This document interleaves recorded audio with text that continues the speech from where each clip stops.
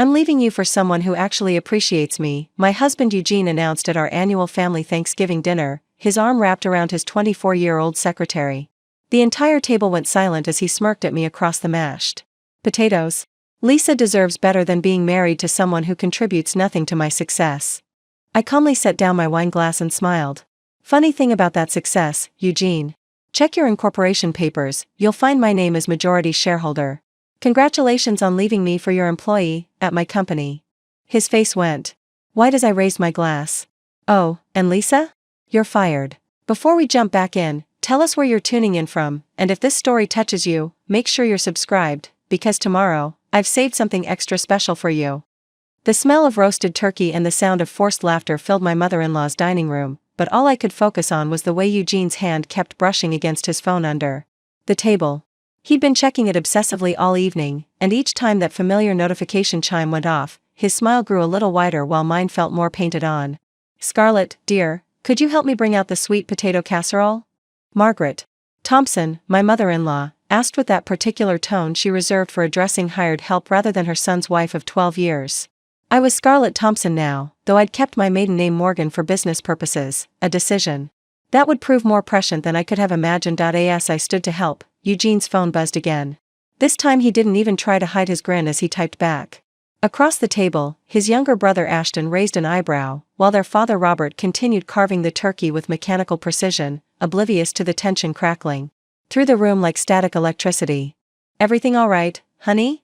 I asked, placing my hand gently on Eugene's shoulder. He flinched away from my touch as if I'd burned him. "Fine," he said curtly, shoving the phone into his pocket.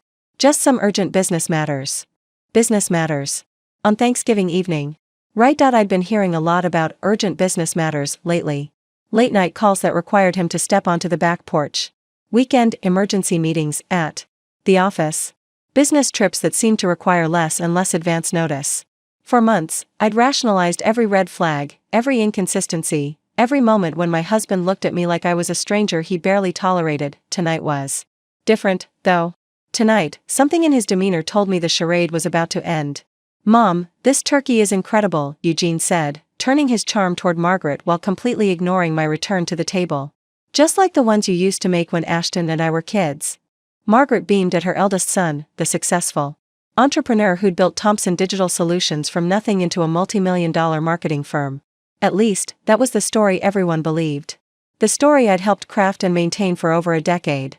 "Well, you've certainly done us all proud," Robert chimed in, raising his glass of wine toward Eugene.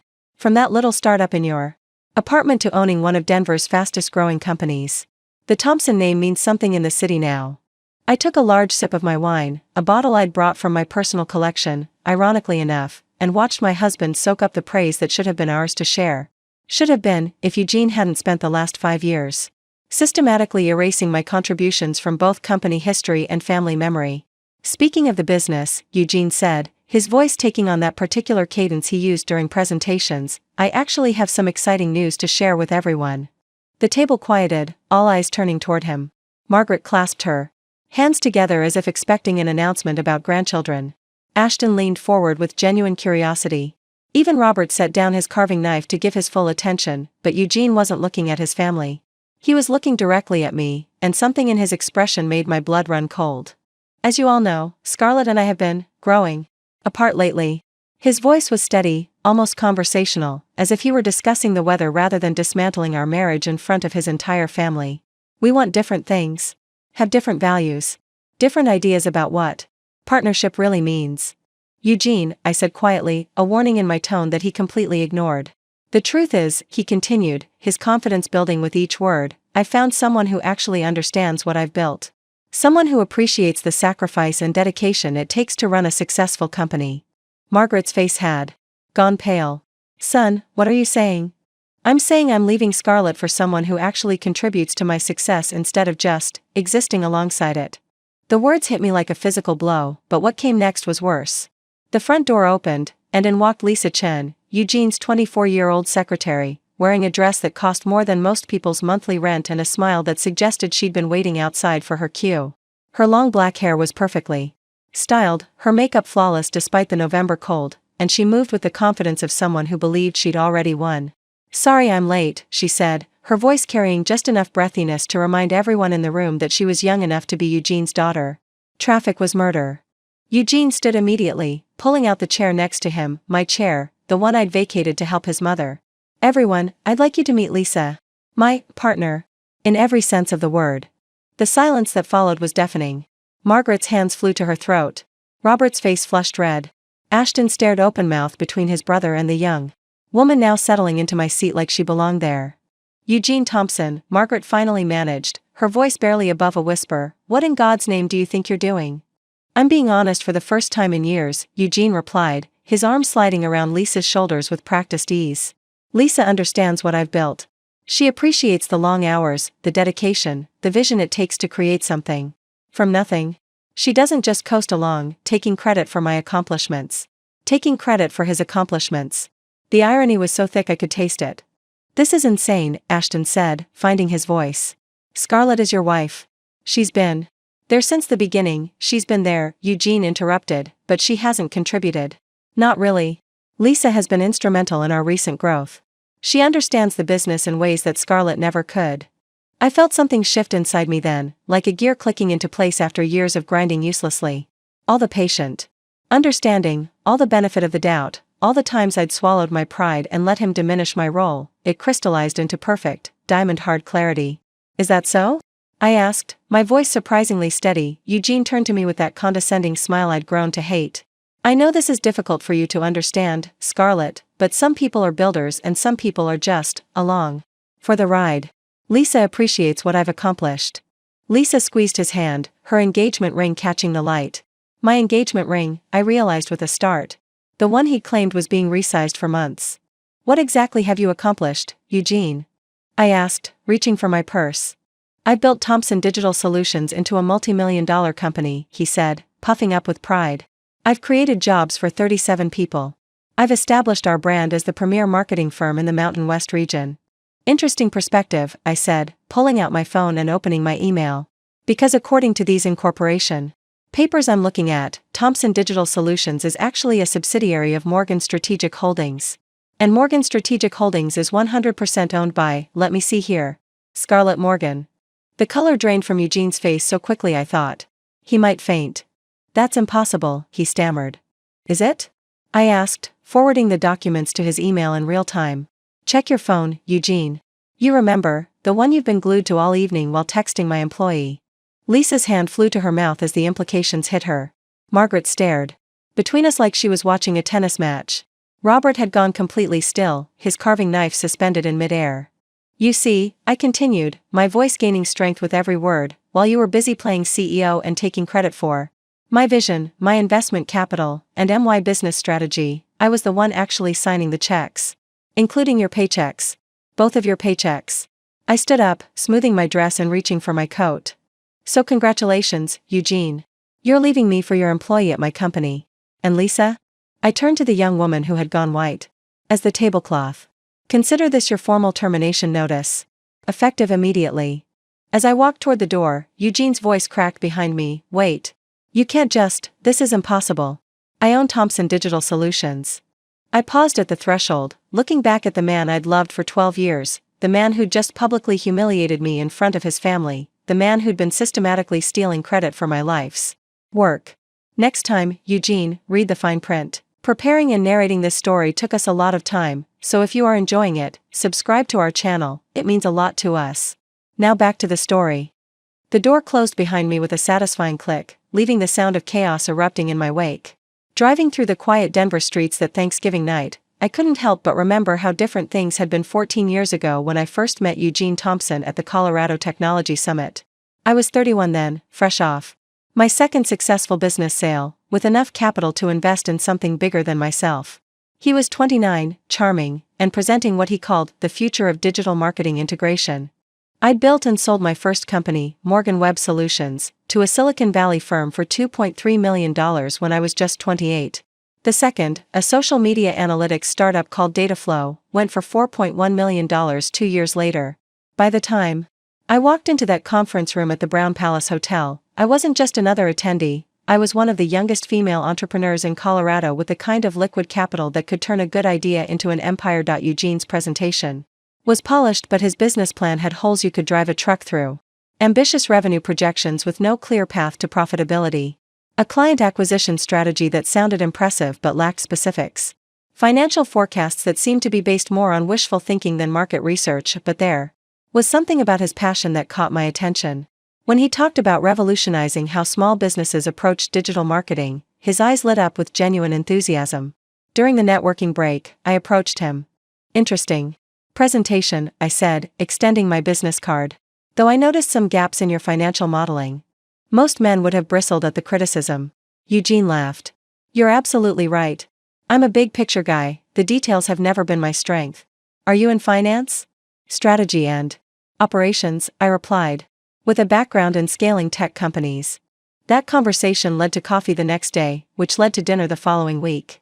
Within a month, we were meeting twice weekly to discuss what would become Thomson Digital Solutions. Eugene had the vision and the charisma to sell it. I had the business acumen and the capital to make it reality. Our initial partnership was perfectly balanced. Eugene handled client relations and business development. He was naturally gifted at making people feel heard and understood. I managed operations, financial planning, and strategic growth. We complemented each other beautifully, like two pieces of a puzzle clicking into place. The first office was a cramped space in Lodo that I leased under my company, Morgan Strategic Holdings. Eugene wanted his name on everything, and I didn't mind. I'd learned from my previous ventures that ego could kill partnerships faster than market downturns. If Eugene needed to be the face of the company to feel motivated, that was fine with me. The important thing was building something sustainable. You're incredible at this, he told me 6 months in, as we celebrated landing our 10th client, a regional restaurant chain that I'd pursued for weeks with a customized marketing strategy. I mean it, Scarlett. I couldn't do this without you. Those early days were magical. We'd work 18-hour days and still have energy to grab late dinners, talking excitedly about expansion plans and market opportunities. Eugene would sketch wild ideas on napkins while I ran numbers on my laptop, figuring out how to make his dreams financially viable. The romantic element crept in gradually. Working so closely, sharing so many victories and setbacks, it was perhaps inevitable that partnership would evolve into something deeper. Eugene was attentive, appreciative, and genuinely seemed to value my contributions as much as his own. We're going to change everything, he said one evening as we watched the sunset from our small office window. Together. When he proposed 2 years later, it felt like the natural progression of everything we'd built. The ceremony was small but perfect, held at the Denver Botanic Gardens with our families and closest friends. Eugene's best man, Ashton, toasted us as the power couple who's going to put Denver on the tech map. My maid of honor, my college roommate Violet, whispered in my ear, he better know how lucky he is. For the first few years of marriage, he did seem to know. Eugene would introduce me at networking events as my wife and business partner, the brains behind our operation. He'd credit me openly when clients complimented our strategies. At home, he'd massage my shoulders after particularly stressful days and remind me that Thomson Digital Solutions was as much mine as his, but success has a way of rewriting history. As the company grew, hitting $1 million in annual revenue, then $3 million, then $8 million, Eugene's introductions began to shift. My wife and business partner became my wife, who helps with the business. Then simply, my wife, Scarlett. The massages stopped. The grateful acknowledgments became rarer. I told myself it was natural. Eugene was under enormous pressure as the public face of a rapidly expanding company. The media attention, the speaking engagements, the board meetings with potential investors, it made sense that he'd want to simplify his messaging. A single founder narrative was easier for reporters to understand, easier for clients to remember. The first time he completely omitted my role from a company origin story, I was standing right next to him at a Chamber of Commerce event. I started Thomson Digital Solutions in 2009 with a simple vision, he told the audience of 50 business leaders. Small businesses needed enterprise-level marketing strategies at affordable prices. I felt like I'd been slapped. After the event, I pulled him aside. Eugene, you said you started the company alone. He looked genuinely confused. What do you mean? You didn't mention me. You didn't mention that I co-founded the company with you. Oh, honey. He kissed my forehead like I was a child upset about something trivial. I didn't think it mattered. Everyone knows you're involved. I was just keeping the story simple for the audience. Simple. That word would come to define how Eugene preferred to explain away my growing invisibility. It was simpler for him to take solo credit. Simpler for him to make unilateral decisions about company direction.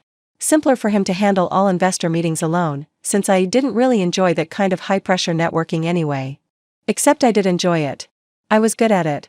I'd been successfully pitching to investors since before Eugene had ever set foot in a boardroom. The changes happened so gradually that I didn't recognize the pattern until years later.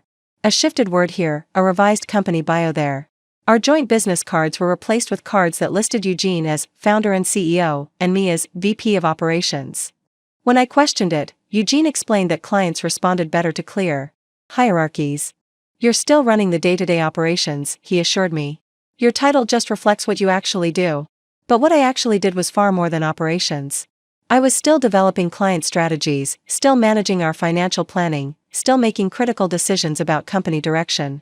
I just wasn't getting credit for any of it anymore. Looking back now, I can see that Eugene didn't wake up one day and decide to erase me from our company story. It happened incrementally, each small diminishment justified by some reasonable-sounding explanation. Death by 1,000 tiny cuts, each one so minor that objecting seemed petty. The truly insidious part was how Eugene managed to make me complicit in my own erasure. He'd ask for my input on major decisions, then present those decisions to others as his own insights. He'd have me prepare detailed presentations, then deliver them himself while I sat silently in the back of the room. He'd send me to handle the difficult negotiations with demanding clients, then take credit when those relationships proved profitable. Scarlett has a gift for operations, became his standard explanation when people noticed my contributions. As if operations were somehow separate from strategy, leadership, or vision.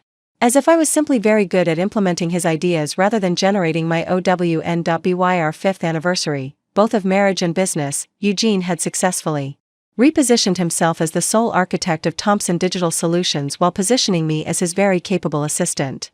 The woman who'd provided the initial capital, developed the business model, and managed the strategic growth had become, in the public narrative, simply the wife who helped out around the office, and because I loved him, because I believed in what we were building together, because I thought our private partnership mattered more than public recognition, I let it happen. That was my first mistake. My second mistake was thinking it would stop there. The changes didn't happen overnight.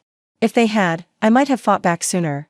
Instead, Eugene's systematic undermining of my role was so gradual, so carefully orchestrated, that by the time I recognized the pattern, I'd already lost years of ground. It started with something as innocent as business cards.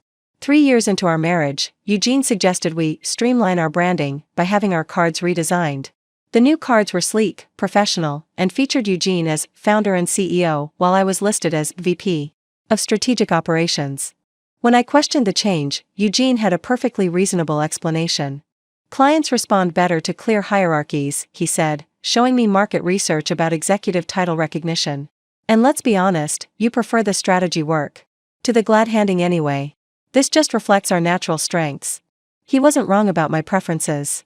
I did enjoy the analytical work more than schmoozing at networking events. But I also knew that in business, titles matter. They shape perception, influence credibility, and determine who gets invited to the important conversations. What about co-founder? I asked. That's accurate. Eugene kissed my forehead in that patronizing way that I was just beginning to notice. Honey, you know the business world. Female co-founders face extra scrutiny. This way, you get to focus on what you're brilliant at without dealing with all the politics and skepticism. At the time, his logic seemed protective rather than diminishing. Looking back, I can see it was the first brick removed from the foundation of our partnership. The next shift came in our company's origin story. For years, when people asked how Thomson Digital Solutions started, Eugene would gesture toward me and say, Scarlett and I saw a gap in the market for integrated digital marketing strategies. She provided the business expertise and capital, I handled the client development, and together we built something special. Gradually, that story evolved. Scarlett and I started this company, I started this company with Scarlett's support. Then, I founded Thomson Digital Solutions to address the digital marketing gap in Denver's small business community. My wife Scarlett helps with the operational side. By year 5, the story had morphed completely. I recognized that small businesses needed enterprise-level digital marketing at accessible price points. I started Thomson Digital Solutions in my apartment, working 18-hour days to build our client base from the ground up. I was there for most of these retellings, standing beside Eugene with what I thought was supportive silence. Each time, I told myself that the core truth didn't change, we both knew what I'd contributed. The public narrative was just marketing, and Eugene was naturally better at marketing than I was, but public narratives have a way of becoming private realities. The first time Eugene corrected me about my own role in the company was at a dinner party hosted by our neighbors, the Hendersons. I was talking to Sarah Henderson about the challenges of scaling a service business when I mentioned developing our proprietary client retention model in 2012. Actually, Eugene interrupted smoothly, sliding an arm around my waist. I developed that model. Scarlett helped with the implementation, but the strategy was mine. I felt like I'd been slapped. The client retention model was entirely my creation, something I'd spent months researching and developing after noticing patterns in our customer churn data. Eugene had barely understood the concept when I first presented it to him. That's not, I started, but Eugene's grip on my waist tightened, and he talked right over me. It's easy to get confused about who did what when you work so closely together, he said with a laugh that invited the other guests to join in. Scarlett's so involved in every aspect of the business that sometimes she forgets which initiatives were mine originally. The Hendersons laughed politely, and the conversation moved on. But I stood there, wine glass trembling in my hand, realizing that my husband had just publicly gaslighted me about my own professional accomplishments. That night, I confronted him in our bedroom. Eugene, the client retention model was my project. You know that. He was already in bed, scrolling through his phone with the dismissive attention of someone who considered the conversation closed before it started. Scarlett, you're being dramatic. Does it really matter who gets credit? We're married. What's mine is yours, what's yours is mine. It matters because it's the truth. Eugene finally looked up from his phone, and for just a moment, I saw something cold flicker in his eyes. The truth is that I'm the public face of this company. When people think of Thompson Digital Solutions, they think of me. That's not ego, that's just reality. You can't expect me to constantly footnote every conversation with detailed attribution. I'm not asking for detailed attribution. I'm asking you not to actively claim credit for work I did.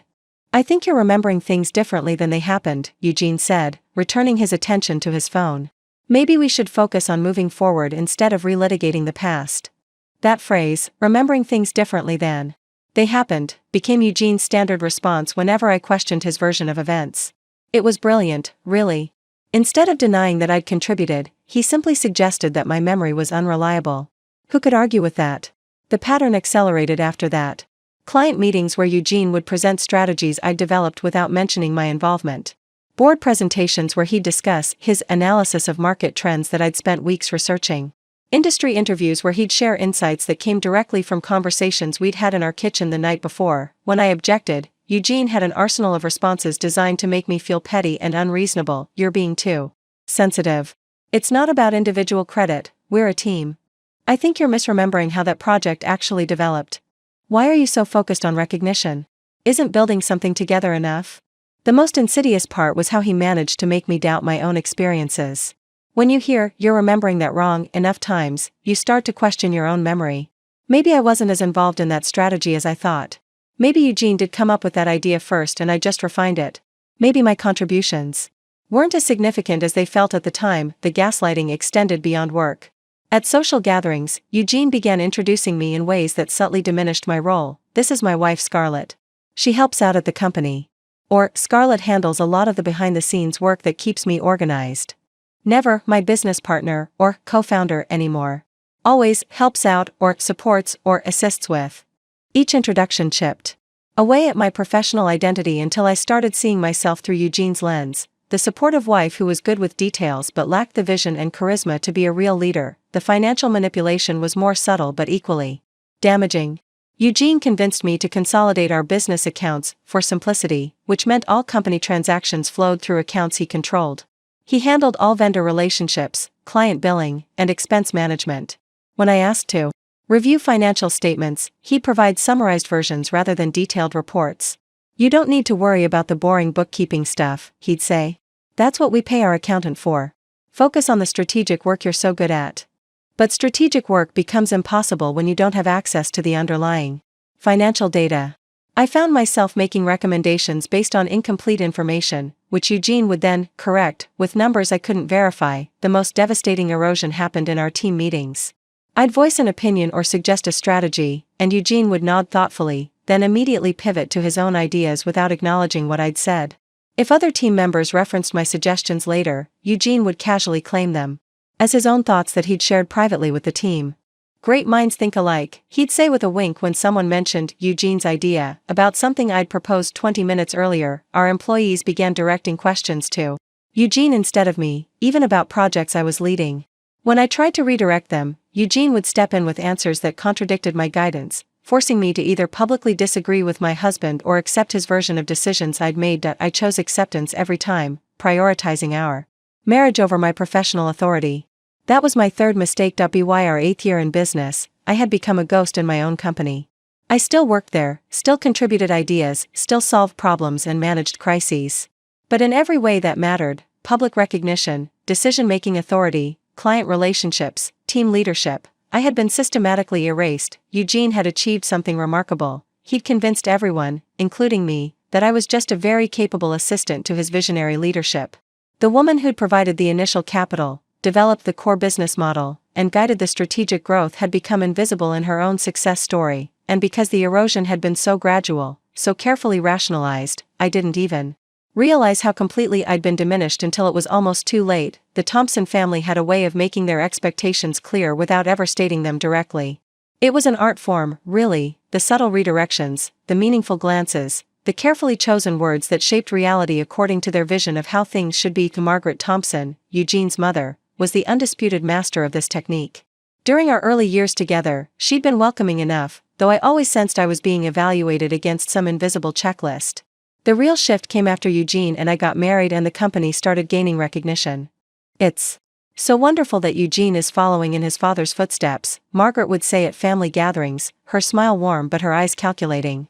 Robert always said that successful men need supportive wives who understand their calling. The implication was clear, my role was to be supportive, not participatory. When I tried to share company updates or discuss business challenges, Margaret would listen with the polite attention one gives to a child describing their day at school, interested but not quite taking it seriously. "That's nice, dear," she'd say, then immediately pivot to Eugene. "Now tell me about that article in the Denver Business Journal. They called you one of the city's rising entrepreneurs." Robert Thompson was more direct in his old-fashioned views. He'd built a successful construction company in the 1980s and 90s through what he called hard work and clear thinking. His wife Dorothy had handled the books in the early days, but once the company grew, Robert hired real accountants to take over the financial management. "Women are natural organizers," Robert would declare over Sunday dinners, gesturing with his fork for emphasis. "Dorothy keeps our home running like clockwork, and I'm sure Scarlett does the same for your household and office. That's valuable work, but it's different from the kind of strategic thinking that builds businesses." When I tried to engage him in conversations about market analysis or growth strategies, Robert would nod politely before changing the subject to topics he deemed more appropriate for mixed company: the weather, upcoming holidays, neighborhood gossip. The message was reinforced by their social circle. The Thompson family moved in Denver's established business community, where traditional gender roles were often disguised as natural partnerships. At country club events and charity fundraisers, I was introduced as Eugene's wife and expected to join conversations about decorating, children, and volunteer work while the men discussed serious business matters. "You're so lucky to have found such a driven husband," other wives would tell me, their tone suggesting that Eugene's success was something that happened to me rather than something I'd helped create. "It must be exciting to watch him build something so impressive." When I mentioned my own role in the company, the responses were telling. "Oh, how nice that you can work together. That must be convenient for childcare when you decide to have kids. It's wonderful when wives can help out with the family business." Never, "Congratulations on building a successful company." Never, "Tell me about your role in the growth strategy." Always framed as assistance, support, or helping out, as if my contributions were a hobby rather than a profession. Eugene's brother Ashton was perhaps the most insidious influence because his sexism was wrapped in progressive language. He worked in tech, dated women with MBAs, and prided himself on being evolved about gender equality. But his version of feminism had convenient boundaries. "I totally support women in business," Ashton would say at family gatherings. "But let's be realistic about natural strengths. Eugene has that killer instinct, that willingness to take big risks. Scarlett's brilliant at the analytical stuff, but running a company requires a different kind of mindset." When pressed for specifics about what killer instinct meant that I supposedly lacked, Ashton would elaborate, "You know, the ability to make hard decisions without getting too emotionally invested." The confidence to bet everything on a vision. The networking skills to build relationships with other business leaders. Eugene just has that natural CEO presence. It was a masterful redefinition of leadership that managed to exclude me from consideration while appearing to praise my intelligence. According to Ashton's framework, I could be smart, analytical, and hardworking, but I lacked the ineffable qualities that made someone a real leader. Even more damaging was how Eugene absorbed and amplified these messages. In private, he'd started echoing his family's subtle dismissals of my role. You know how my dad is about traditional roles. It's easier if we don't make a big deal about the co-founder thing around them. My mom just doesn't understand modern business partnerships. She thinks any woman working is automatically in a support role. Ashton means well, but he's stuck in that tech bro mindset where everything has to be about disruption and alpha personalities. Eugene positioned himself as my protector against his family's outdated views, but his protection always involved me diminishing myself rather than him standing up for my accomplishments. He never corrected his mother when she called me his helper. He never challenged his father's assumptions about women's natural limitations in business. He never pushed back when Ashton described my contributions as important but fundamentally different from real leadership. Instead, Eugene developed a strategy of parallel conversations. In private, he'd acknowledge my contributions and assure me that he valued my partnership. In public, especially around his family, he'd allow me to be diminished without comment. Then comfort me afterward with explanations about keeping the peace and not wanting to create drama. They're from a different generation, he'd say after particularly frustrating family dinners. Fighting with them won't change their minds, and it'll just make every gathering tense. You know what you've accomplished. I know what you've accomplished. Isn't that enough? It wasn't enough, but Eugene made me feel selfish for wanting recognition from people who would never give it. He positioned my desire for acknowledgement as ego rather than justice, as creating problems rather than addressing existing ones. The most devastating influence came from Eugene's longtime mentor, Harold Kowalski, who'd built and sold 3 companies over his career. Harold was a legend in Denver's business community, and his approval meant everything to Eugene. Harold's advice was always couched in paternal concern for Eugene's success. Be careful about partnership dynamics, son. I've seen too many promising companies destroyed by unclear leadership structures. Clients need to know who's in charge. The most successful entrepreneurs are single points of accountability. Shared leadership creates confusion in the marketplace. Your wife seems very capable, but at some point, you need to decide if you're running a business or a marriage counseling session. Harold never directly criticized me, but his guidance consistently pushed Eugene toward consolidating power and simplifying the company's leadership narrative. According to Harold's worldview, successful businesses required decisive leaders who could make hard choices without being slowed down by committee decisions or partnership dynamics. Eugene internalized these messages completely. He began framing our collaborative decision-making process as inefficiency rather than thoroughness. He started describing my input as valuable but potentially limiting when quick decisions were needed. He recontextualized our partnership as something that had served us well in the early days but might be holding us back as we scaled. Harold says the most important transition for growing companies is moving from founder mode to CEO mode, Eugene would tell me after their mentoring sessions. That means clear hierarchy, decisive leadership, and streamlined operations. The subtext was obvious. I was part of the founder mode inefficiency that needed to be streamlined away. The combined influence of Eugene's family, social circle, and mentor created an ecosystem where my diminishment was not only acceptable but actively encouraged. They'd convinced Eugene, and nearly convinced me, that successful businesses required strong male leadership supported by capable women who knew their place. What made this particularly insidious was how they managed to make their sexism feel protective rather than hostile. They weren't attacking me directly. They were just recognizing the natural order of business relationships and helping Eugene navigate toward success. By the time I fully recognized the pattern, Eugene had been marinated in years of messaging that positioned my equality as a threat to his success. His family and mentors had given him permission, even encouragement, to erase my contributions in service of his greater destiny as a business leader, and because I loved him, because I wanted his family to accept me, because I believed that challenging these dynamics would only create conflict without changing minds, I had enabled my own marginalization. That was my fourth mistake. The changes that had once been subtle and gradual suddenly accelerated into something more brazen. It was as if Eugene had tested the waters of diminishing me for so long that he'd grown confident in his ability to rewrite our history without consequence. The first major escalation came during our 10th anniversary celebration, both of our marriage and the founding of Thompson Digital Solutions. Eugene suggested we host a party at the Denver Country Club to celebrate both milestones simultaneously. What I thought would be a joint celebration of our shared achievements became a monument to Eugene's solo success. The invitations, which Eugene designed without my input, read, "Join us in celebrating 10 years of Thomson Digital Solutions and the visionary leadership that built Denver's premier digital marketing firm." My name appeared only in the small print at the bottom. Hosted by Eugene and Scarlett Thompson. When I confronted him about the wording, Eugene's response was revealing in its casualness. "Scarlett, we've been through this. The business community knows me as the founder. These events are about networking and business development, not detailed historical accuracy." Historical accuracy? "Eugene, I co-founded the company with you. And you'll always be an important part of the story," he said, already turning his attention back to his laptop. "But let's be strategic about messaging. This party is an investment in our future growth. Our future growth. Not my future growth. Our company. Not my company." The party itself was a masterclass in public erasure. Eugene's speech thanked everyone who had supported his vision over the past decade, including my wonderful wife Scarlett, who has been there every step of the way. I sat at the head table, smiling graciously, while he credited his success to hard work, strategic thinking, and the support of his family and team. No mention of my initial investment. No reference to my role in developing our core service offerings. No acknowledgement that the woman sitting beside him had been anything more than a supportive spouse cheering from the sidelines. But the real shock came when Eugene unveiled a timeline display showcasing a decade of innovation at Thomson Digital Solutions. The professionally mounted presentation traced the company's growth from startup to industry leader, complete with photos, client testimonials, and revenue milestones. I appeared in exactly 3 photos out of 37, always in the background of group shots, never identified by name.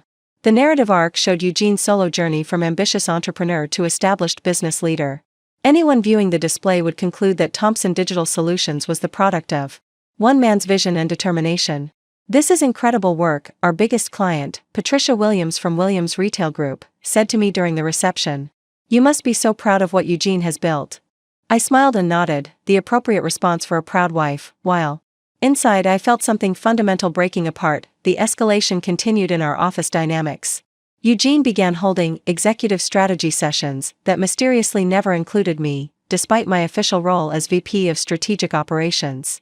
When I asked about these meetings, Eugene would wave them off as boring operational stuff or preliminary discussions that weren't ready for broader input yet.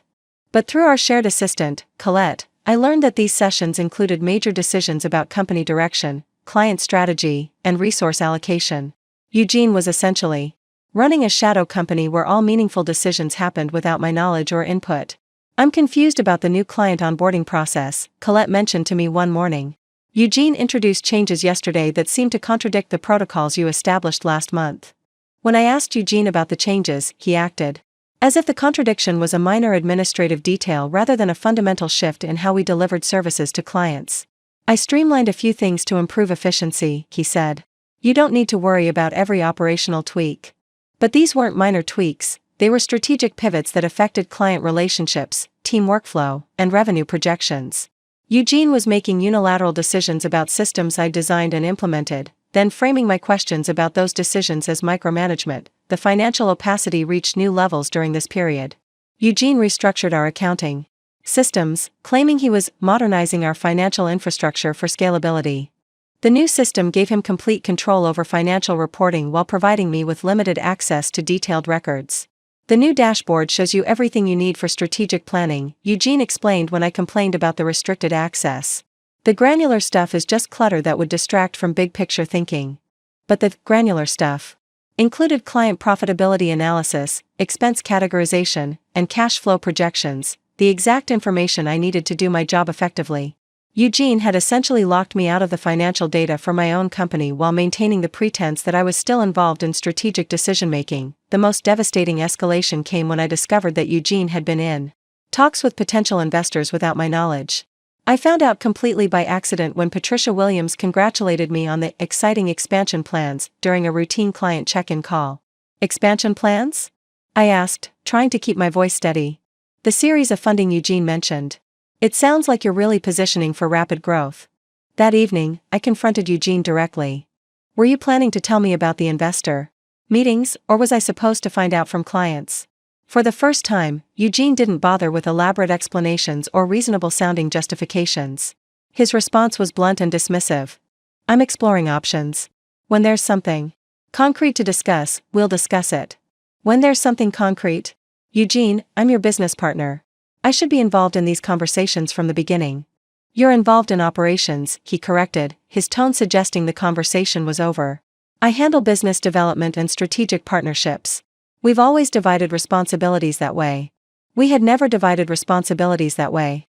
But Eugene had rewritten our partnership agreement in his mind so completely that he seemed to genuinely believe his revised version of our history. The final escalation of this period came when I learned that Eugene had been individually meeting with our key employees to discuss career development and company vision. Several team members mentioned these conversations to me in passing, clearly assuming I was aware of and involved in the process. What they described sounded less like career development and more like loyalty testing. Eugene was apparently asking pointed questions about team dynamics, company direction, and who they viewed as the primary leadership voice in the organization. Eugene asked me who I go to when I have strategic questions. Our lead developer, Justin, mentioned during a project review. I told him it depends on the type of question, but he seemed to want a more definitive answer.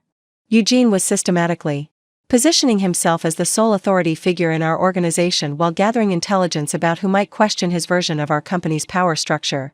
He wasn't just erasing me from our public narrative anymore, he was actively working to eliminate my authority within our own team. By this point, I realized that what I'd been experiencing wasn't simply the natural evolution of business partnership dynamics.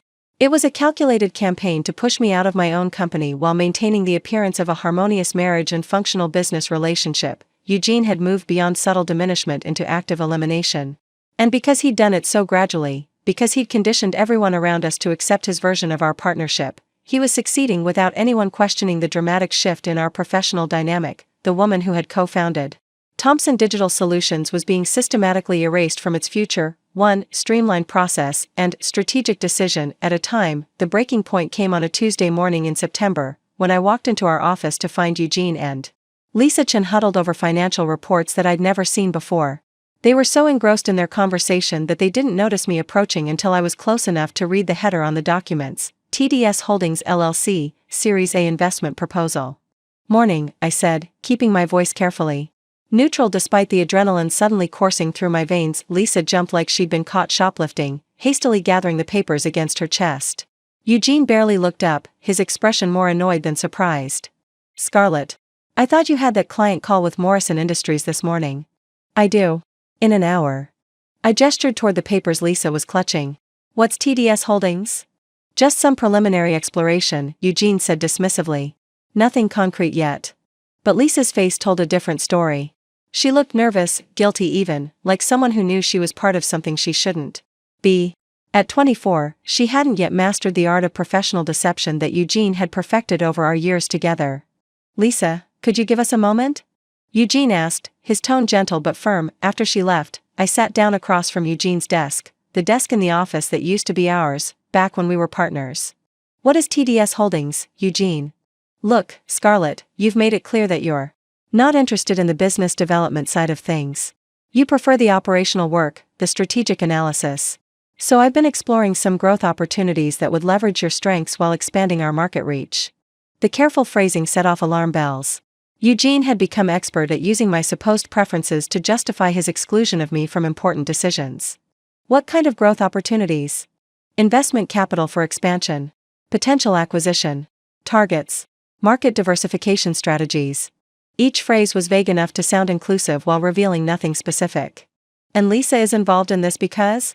She's been helping with research, market analysis, competitive intelligence, financial modeling. She's actually quite capable. I'm sure she is, I thought, studying my husband's face for tells. The slight tension around his eyes when he talked about Lisa's capabilities. The way his hand moved unconsciously toward his phone whenever her name came up. The defensive edge in his voice when anyone questioned their working relationship. That afternoon, after Eugene left for what he described as a routine client meeting, I made a decision that would change everything. I was going to stop accepting his explanations and start finding my own answers. The first step was accessing our company's financial records. Eugene had been controlling the narrative about our business performance for so long that I'd lost track of our actual financial position. As a co-founder and officer of the company, I had legal rights to this information, but Eugene's new systems made accessing it surprisingly difficult. I started with our business credit card statements. which I could access through online banking. What I found made my stomach drop. Charges I didn't recognize at restaurants I'd never heard of. Hotel bookings in Chicago and Phoenix that didn't correspond to any business trips Eugene had mentioned. Shopping expenses at high-end stores during times when Eugene was supposedly in client meetings, but the most concerning discovery was a pattern of charges to something called Strategic Consulting Partners LLC.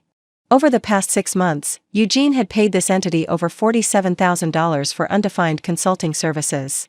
I'd never heard of Strategic Consulting Partners, and no consulting work had been mentioned in any of our business discussions. Next, I called our accountant directly. Janet Flores had been handling our books since year 3, and she'd always been straight with me about our financial position. Janet, it's Scarlett. I need to schedule a time to review our quarterly statements and cash flow projections. There was a pause on the line. Oh, I thought Eugene was handling all the financial reviews now. He told me you decided to focus on operations and delegate the financial oversight to him. When did he tell you that? About 6 months ago. He said you were too busy with client strategy to worry about the accounting details. 6 months ago. Right around the time Eugene had streamlined my access to financial information. Janet, I'm still a co-owner of this company. I'd like to review everything, bank statements, expense reports, tax filings, all of it. Of course. Eugene asked me to send all reports directly to him. But you're absolutely entitled to review everything. Should I send copies? To both of you going forward? Yes. And Janet? I'd like to see the reports from the past year. All of them. I'll have everything ready by tomorrow morning.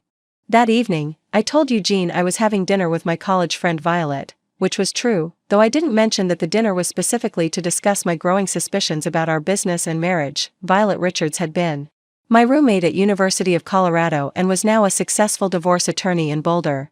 Over pasta and wine at a quiet restaurant in Cherry Creek, I laid out everything I'd discovered and suspected. The financial irregularities, the exclusion from decision-making, the young secretary who seems unusually involved in business matters. Violet summarized after I'd finished. Scarlett, you know what this sounds like. I know what it looks like. But I need proof, not speculation. You need more than proof. You need protection. Violet leaned forward, her voice dropping to a more serious tone. If Eugene is planning to push you out of your own company while carrying on an affair with his secretary, you need to start documenting everything. And you need to do it quietly. What kind of documentation? Financial records, communication, logs, evidence of decision-making exclusion, proof of your original contributions to the company. Most importantly, you need to understand the current legal structure of your business. When did you last review your partnership agreements? Your ownership documentation? I realized with a sinking feeling that I hadn't looked at those documents in years. Eugene had always handled the legal paperwork, assuring me that nothing significant had changed. Violet, what if something has changed? What if Eugene has been modifying our agreements without my knowledge? Then you need to find out immediately. And if he has been making unauthorized changes, you need to move quickly to protect your interests before he can do any more damage. That night, I lay awake while Eugene slept beside me, planning my investigation strategy. I needed access to our original partnership documents, current corporate filings, and detailed financial records. I needed to understand exactly what Eugene had been doing during all those routine client meetings and preliminary discussions. Most importantly, I needed to find out who Strategic Consulting Partners LLC was and why Eugene was paying them nearly $50,000 for services that weren't reflected in any work I could identify. The next morning, I started with our safe deposit box at First National Bank. Eugene and I both had access, but I'd never used my key since we opened the box years ago.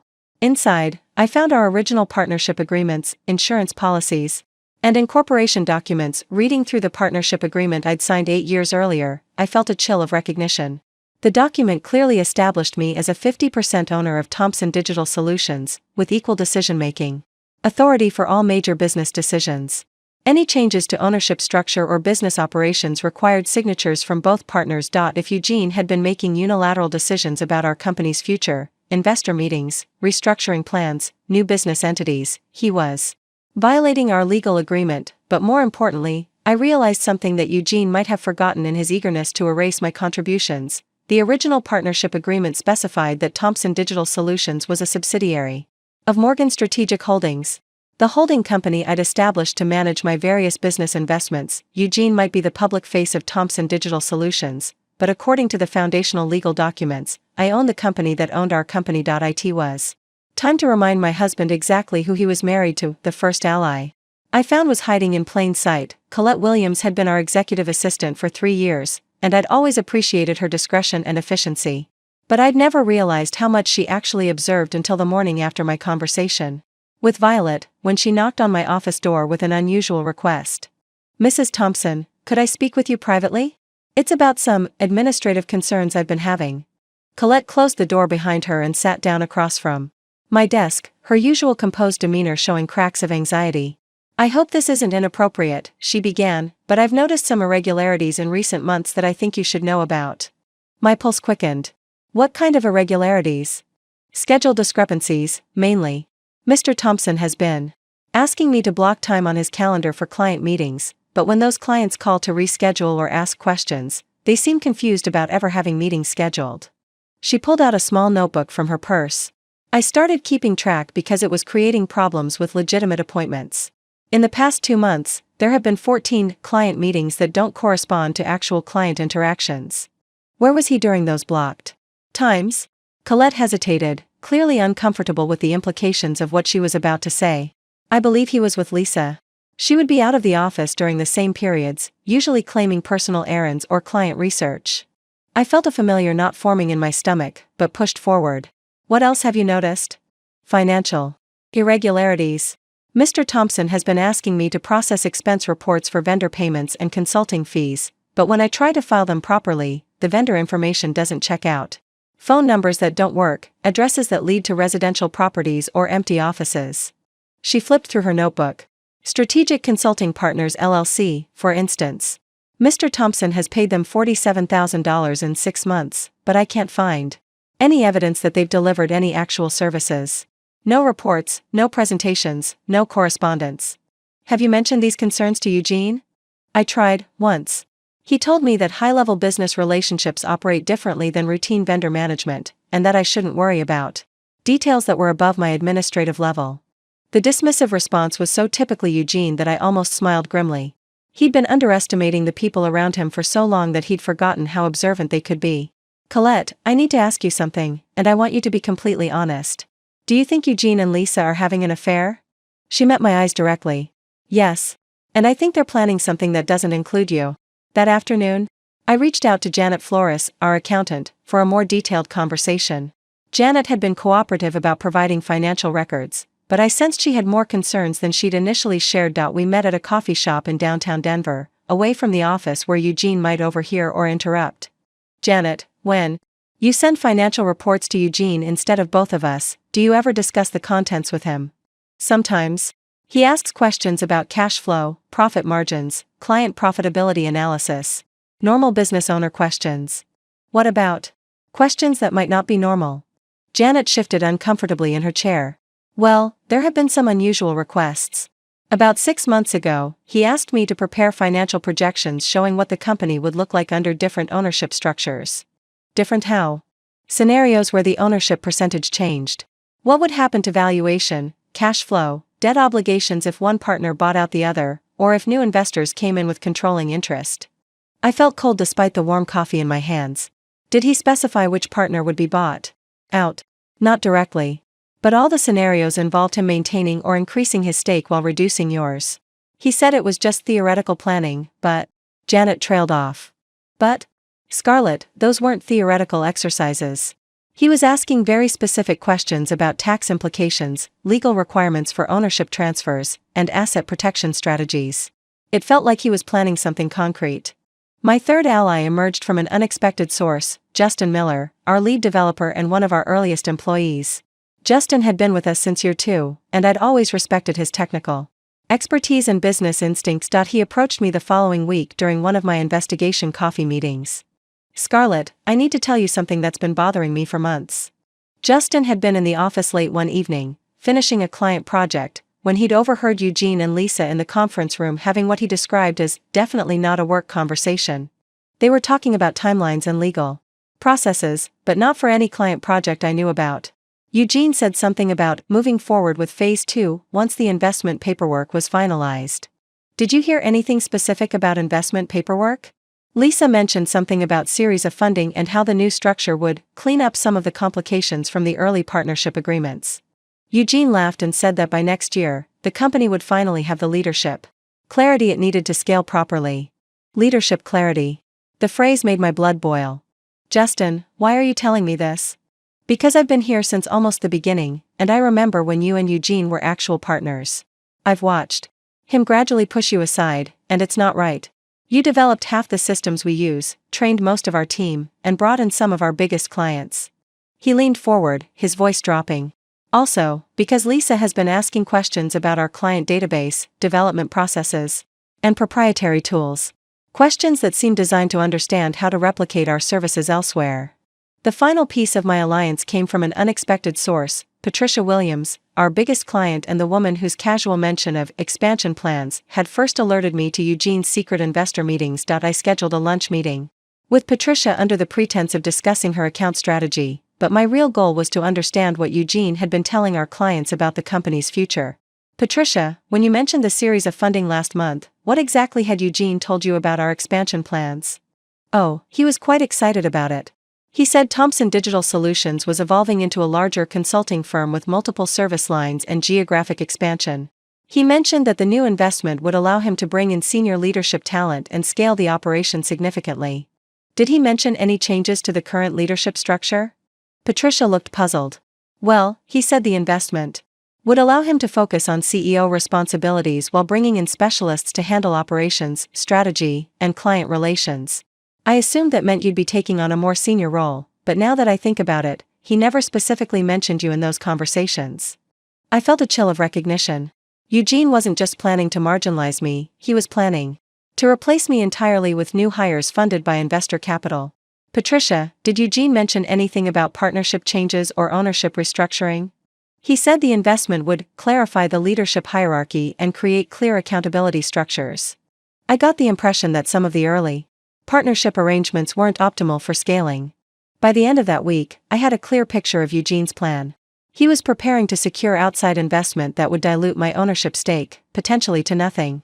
He was positioning himself as the sole decision-maker and visionary leader while framing me as a historical artifact from the company's startup days. He was having an affair with his secretary, using company resources to fund their relationship, and planning to push me out of the business I'd co-founded and financed. But Eugene had made a critical error in his systematic undermining of my position. He'd underestimated the people around him. Colette, Janet, Justin, and even Patricia had noticed the inconsistencies, ethical problems, and suspicious behavior that Eugene thought he was hiding. I wasn't just uncovering evidence of his betrayal, I was building a network of witnesses who could corroborate what he'd been doing. The woman he'd dismissed as just the wife who helps out around the office was about to remind him that successful businesses are built on relationships, trust, and attention to detail, all qualities that Eugene had abandoned in his rush to claim sole credit for our shared success. Armed with allies and a clear understanding of Eugene's plan, I began the most crucial phase of my investigation, building an irrefutable case that would protect my interests and expose his deception. My first target was Strategic Consulting Partners LLC, the mysterious entity that had received $47,000 in payments over 6 months. Using the business address from our expense reports, I discovered it was registered to a small office building in Cherry Creek. A quick drive-by revealed something interesting. The building also housed the offices of Westbrook Investment Group, a boutique firm specializing in small business acquisitions. That connection led me to dig deeper into public business filings. What I discovered made my blood run cold. Strategic Consulting Partners LLC was registered to one Thomas Westbrook, who was also the managing partner of Westbrook Investment Group. More disturbing, the incorporation date was just 8 months ago, right around the time Eugene had started his preliminary discussions about company restructuring. I scheduled a consultation with Westbrook Investment Group under a false name, claiming to be exploring acquisition opportunities for my fictional consulting firm. Thomas Westbrook was more than happy to discuss his services. We specialize in helping entrepreneurs transition from partnership structures to single-owner operations, he explained during our meeting. Often in growing companies, early partnership agreements become obstacles to efficient decision-making and investor attraction. What does that process typically involve? First, we analyze the existing partnership structure to identify potential dissolution strategies. Then we develop financial models showing improved valuation under streamlined ownership. Finally, we create legal frameworks for buyout negotiations or ownership restructuring. My fictional interest seemed to energize him. Just recently, we helped a local marketing firm explore exactly this type of transition. The founder had been working with a partner whose contributions had become more historical than current. Our analysis showed significant value creation potential through ownership consolidation. A local marketing firm. Historical contributions. The description was too specific to be coincidental. What kind of outcomes do you typically achieve? In the case I mentioned, we projected a 40% increase in company valuation within 2 years of ownership simplification. Investors are much more comfortable with clear leadership hierarchies than complex partnership dynamics. After the meeting, I sat in my car processing what I'd learned. Eugene hadn't just been planning to push me out, he'd been paying consultants $47,000 to develop a strategy for doing it legally and profitably. My next investigation target was TDS Holdings LLC, the entity I'd seen on those investment documents. Corporate filings revealed that TDS Holdings had been incorporated 3 months ago with Eugene Thompson listed as the sole incorporator and initial board member. The business purpose was listed as Digital Marketing and Business Consulting Services. Eugene was creating a parallel company structure that would allow him to move our clients, employees, and intellectual property away from Thompson Digital Solutions, the company I actually own through Morgan Strategic Holdings. To confirm this theory, I needed access to Eugene's communications. Fortunately, our shared office technology gave me an opportunity. As co-founder, I had administrative access to our email server, though Eugene had changed my access level months ago. However, Colette still had full administrative privileges, and she was more than willing to help. I can generate reports showing email patterns and recipients, she explained during one of our covert meetings. I can't read the content without his password, but I can see who he's been communicating with and how frequently. The email analysis revealed a disturbing pattern. Over the past 4 months, Eugene's most frequent external correspondents were Thomas Westbrook, an attorney named Marcus Chen, who I later discovered specialized in business dissolution, and 3 different investment groups that focused on acquiring marketing firms. But the most damaging discovery came when Colette mentioned something she'd noticed about Eugene's calendar management. He's been having me schedule conference calls labeled as investor relations, but when I try to send calendar invites to the participants, the email addresses don't work. I think he's been manually adding attendees and removing the meeting details after the calls. Can you recover any of those deleted meeting details? Actually, yes. Our calendar system keeps backups for 90 days. I can access the original versions before he edited them. The recovered calendar entries were devastating. Over the past 3 months, Eugene had participated in investor calls with Highland Capital, Merrick Ventures, and Strategic Business Partners, all groups that specialized in acquiring and consolidating marketing firms. The meeting notes, which Eugene thought he'd deleted, included phrases like management transition, partnership dissolution timeline, and asset acquisition strategy. One note was particularly damaging: SC agrees Q1 2024 optimal timing for ownership transition. Current partnership structure resolved through existing legal mechanisms. New management structure in place by March. Eugene was planning to finalize my removal from the company by March, just 4 months away. The final piece of evidence came from an unexpected source, our home computer. Eugene had been increasingly secretive about his personal laptop, but he still used our shared desktop for routine tasks. Hidden in a folder labeled 2023 Tax Preparation were documents that revealed the full scope of his deception, financial projections showing Thompson Digital Solutions under optimized single leadership. Legal memoranda outlining strategies for partnership dissolution in closely held corporations. Most damning of all, a draft agreement between TDS Holdings LLC and Westbrook Investment Group for transition consulting and business development services. The agreement spelled out Eugene's plan in detail. TDS Holdings would acquire the client relationships, intellectual property, and key employees from Thompson Digital Solutions, leaving me with an empty corporate shell while Eugene built a new company using everything we'd created together. But Eugene had made a crucial error in his planning. All of his legal research and consulting advice was based on the assumption that Thompson Digital Solutions was a standard 50-50 partnership. None of his expensive consultants had discovered what I'd found in our safe deposit box. Thompson Digital Solutions was actually a subsidiary of Morgan Strategic Holdings, which I owned entirely. Eugene couldn't dissolve a partnership that didn't legally exist. He couldn't force a buyout of a co-owner who was actually his boss. He couldn't transfer company assets that belonged to my holding company. Most importantly, I now had documented evidence of his breach of fiduciary duty, misappropriation of company funds, and fraud.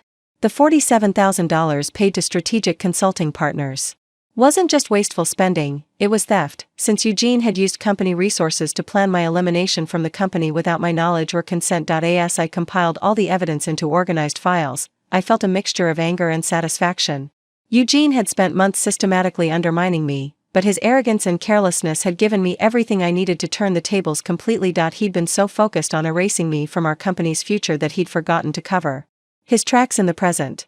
The man who dismissed me as just the wife who helps out around the office was about to discover that details matter, and I was very, very good with details. The evidence was overwhelming, the legal foundation was solid, and my allies were in place. It was time to move from investigation to action. Eugene wanted to simplify our partnership structure. I was about to give him exactly what he'd asked for. With overwhelming evidence of Eugene's deception and a clear understanding of his timeline, I knew I had to move quickly and strategically. His plan called for finalizing my removal by March, which gave me less than 3 months to execute a counterattack that would not only protect my interests but completely reverse our positions. My first call was to Violet, who immediately grasped the gravity of what I'd discovered. Scarlett, this goes way beyond divorce proceedings. Eugene has committed fraud, breach of fiduciary duty, and misappropriation of corporate funds. We're talking about potential criminal charges, not just civil litigation. What's my best strategy? You need a business attorney who specializes in corporate warfare, not just family law. But more importantly, you need to act before Eugene realizes you know what he's planning. Violet connected me with Rebecca Martinez, a partner at Sterling & Associates who had built her reputation dismantling exactly the kind of scheme Eugene was attempting. Rebecca's office in downtown Denver was intimidating in its precision, floor-to-ceiling legal texts, awards for corporate litigation, and an atmosphere that suggested she ate fraudulent business partners for breakfast. I've reviewed the evidence Violet shared, Rebecca said without preamble. Your husband is more exposed than he realizes. The question is, what outcome do you want?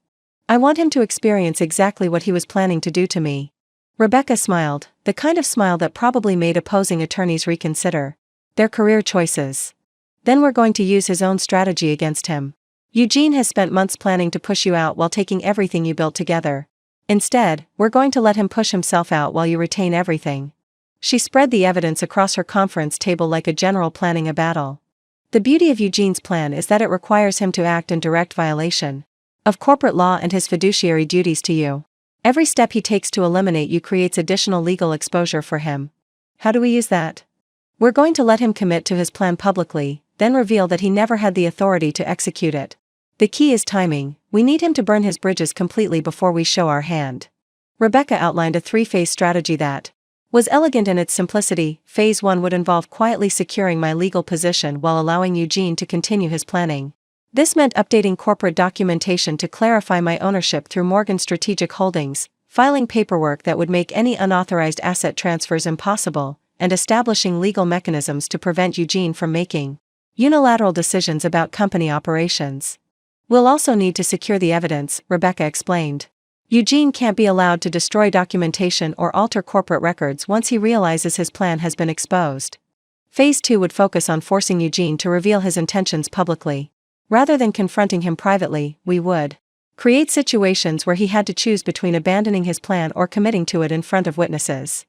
The family dinner you mentioned, that could be perfect. If we can get Eugene to announce his intentions to leave you in front of his family, while positioning you to reveal the true ownership structure, the psychological impact will be devastating. Phase 3 would involve the complete reversal of Eugene's plan. Instead of him pushing me out of Thomson Digital Solutions, I would remove him from the company he thought he controlled, while he faced the legal and financial consequences of his fraudulent scheme. The goal, Rebecca summarized, is to give Eugene exactly what he's been planning for you, while ensuring he has no legal recourse to recover. We spent the next 2 hours developing detailed tactical plans for each phase. Rebecca would handle the legal filings and corporate documentation, while I focused on positioning Eugene for maximum exposure. The first step was establishing unshakable legal ownership of Thomson Digital Solutions through Morgan Strategic Holdings. Rebecca filed updated corporate documents with the state, making it explicit that any major business decisions required my authorization as the owner of the parent company. This paperwork creates a legal firewall, she explained. Eugene literally cannot transfer company assets, sign investment agreements, or alter ownership structures without your written consent. Any attempt to do so would be void and potentially criminal. Next, we implemented what Rebecca called documentary insurance, legal mechanisms that would preserve all evidence of Eugene's scheme even if he tried to destroy it. This included subpoenas for records from Westbrook Investment Group, formal preservation notices to our accountant and IT systems, and court orders that would freeze corporate accounts if Eugene attempted any unauthorized transfers. The most crucial element was timing the revelation to maximize Eugene's exposure. Rebecca suggested using the upcoming holidays to our advantage. Holiday gatherings create perfect opportunities for public announcements, she noted. If Eugene is planning to reveal his intentions to leave you, he'll probably choose a family setting where he feels he has maximum support and you have minimal ability to respond effectively. How do we ensure I'm prepared for that moment? By making sure you hold all the cards while he believes he's in control. We developed a specific script for the confrontation, practiced responses to Eugene's likely arguments, and created backup plans for different scenarios. Most importantly, Rebecca prepared legal documents that would allow me to take immediate control of Thomson Digital Solutions the moment Eugene revealed his fraudulent intentions. The key is letting him believe he's winning until the exact moment we reveal that he's lost everything, Rebecca explained. His confidence will work against him. I also needed to prepare my allies for their roles in the final confrontation. Colette would ensure that critical business documents were secured and that Eugene couldn't access or alter company systems. Janet would be ready to confirm the financial irregularities if questioned. Justin would document any attempts by Eugene or Lisa to remove proprietary information or client data. Most importantly, I needed to prepare myself emotionally for what was coming. 12 years of marriage were about to end in a very public and devastating way. The man I'd loved and trusted had systematically betrayed me, and I was about to destroy his entire plan in front of his family. Remember, Rebecca counseled during our final planning session, Eugene chose this path. He spent months planning to humiliate and financially destroy you. What we're doing is preventing him from succeeding, not attacking an innocent person. She was right. Eugene had been planning this betrayal for months, using our company's resources to pay for strategies to eliminate me from my own business. He'd been having an affair with his secretary while lying to my face about their relationship. He'd been systematically erasing my contributions from our company's history while positioning himself to take sole credit for everything we'd built together. The woman Eugene dismissed as just the wife who helps out around the office was about to remind him that underestimating your opponent is the fastest way to lose everything. As I left Rebecca's office that evening, I felt something I hadn't experienced in years: complete confidence in my own power. Eugene had spent so long convincing me that I was a minor player in our partnership that I'd almost believed it myself, but the evidence was clear, the legal strategy was sound, and the allies were in place. Eugene's plan depended on my continued ignorance and passivity. He was about to discover that both assumptions were catastrophically wrong. November arrived with an unseasonable warmth that felt ominous, like the calm before a storm. Eugene's behavior had shifted into something I'd never seen before, a mixture of nervous energy and barely contained excitement that suggested his plan was reaching its critical phase. The first sign came when he started working late every night, claiming to be finalizing the investor presentations. But through Colette's carefully maintained calendar surveillance, I knew these weren't preparation sessions for legitimate business meetings. They were strategy sessions with Lisa, Thomas Westbrook, and the attorney Marcus Chen, coordinating the final details of what Eugene believed would be my elimination from Thomson Digital Solutions. He's been printing documents in the office after hours, Colette reported during one of our covert coffee meetings. Legal-looking papers with a lot of signature lines. And he's been making copies of everything: client lists, proprietary processes, financial reports. Is he taking the copies home? No, that's the strange part. He's storing them in a new file cabinet that he had delivered last week. Lisa has the only other key. Eugene was building a complete duplicate of our business infrastructure, ready to transfer everything to TDS Holdings the moment he believed my removal was finalized. His confidence had grown so absolute that he wasn't even being careful about hiding his preparations anymore. The second sign was his sudden interest in hosting Thanksgiving dinner. For 12 years, we'd always spent Thanksgiving with the Thomson family at Margaret's house. It was tradition, and Eugene had never shown any desire to change it. But suddenly, he was insisting we host the gathering at our home. It's time we took on more family responsibility, he announced one evening over dinner. Mom's been doing all the work for years. We should give her a break. The suggestion was so out of character that I immediately suspected an ulterior motive. When I called Margaret to discuss the change, her response confirmed my suspicions. "Oh, Eugene already mentioned it when he called yesterday," she said. "He seemed quite excited about making some kind of announcement. He said it was time for the family to understand some important changes that were happening. An announcement. At a family gathering. Exactly what Rebecca and I had predicted. Did he give you any hint about what kind of announcement? He was rather mysterious about it, but he mentioned something about new directions and important decisions. He also said he hoped we'd all be supportive during a challenging transition period. Eugene was planning to use Thanksgiving dinner to announce he was leaving me, probably framing it as a difficult but necessary decision for his business success. He wanted his family's support before the messy details of divorce and business dissolution became public. What he didn't know was that I was planning my own announcement. The third sign was Lisa's increasingly bold behavior around the office. She'd started acting less like an affair partner trying to stay hidden and more like someone who believed her position was about to become official. She's been making comments about office reorganization and new management structures, Justin reported during one of our discreet conversations. Yesterday she mentioned something about how different departments would be more efficiently coordinated under the new leadership model. New leadership model? That's what I asked. She got flustered and said she was just thinking out loud about general business theory, but it sounded like she was repeating something she'd heard in planning meetings. Lisa was already positioning herself as Eugene's partner in the new company structure, probably expecting to move from secretary to executive when TDS Holdings officially launched. Her confidence suggested Eugene had promised her a significant role in his post-divorce business empire. The tension in our house had become almost unbearable. Eugene would spend hours on phone calls in his home office, speaking in the low, excited tones of someone finalizing a major deal. When he emerged, he'd be almost manic with energy, talking about exciting changes ahead and new opportunities for growth. Meanwhile, I was conducting my own final preparations. Rebecca had completed all the legal filings that would protect my position and expose Eugene's fraud. The updated corporate documents were filed and recorded. The preservation orders were in place. The evidence was organized and ready for presentation. Most importantly, I'd prepared the documents I would need for Thanksgiving dinner, copies of the original partnership agreements, the current ownership structure showing Morgan Strategic Holdings as the parent company, and the detailed evidence of Eugene's fraudulent scheme. Remember, Rebecca had counseled during our final strategy session, let him commit fully to his announcement before you respond. The more definitively he states his intentions to leave you and take the business, the more devastating it will be when you reveal that he has no business to take. 2 weeks before Thanksgiving, Eugene's excitement reached a fever pitch. He'd started talking about the future in ways that completely excluded me, referring to my company's expansion plans and the new direction I'm taking the business. One evening, as he was preparing another late-night investor meeting, I decided to test how far his confidence had grown. Eugene, I've been thinking about my role in the company. Maybe it's time I stepped back from day-to-day operations and focused on other interests.